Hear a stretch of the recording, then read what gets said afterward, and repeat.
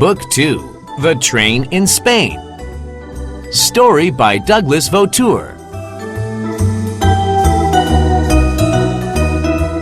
The train in Spain runs on the rails. It runs on the rails each day. The boy waits in the rain. He waits in the hail.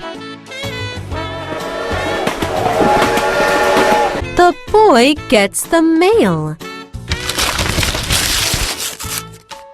The mail is a toy. The boy feels joy. He waits in the heat. The man gets the soil. He plants the grain. It runs on the rails each day.